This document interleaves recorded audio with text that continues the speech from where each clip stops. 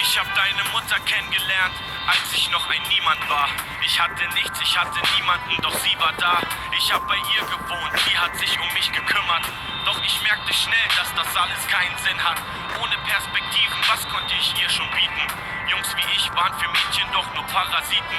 Ich hatte Angst vor Verpflichtung, ich war ein Streuner.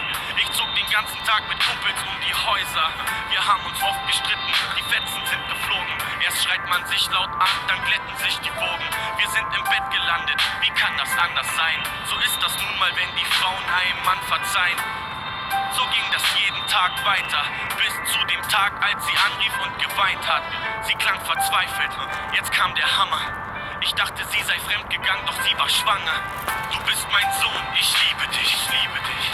Ich werde alles dafür tun, dass du zufrieden bist.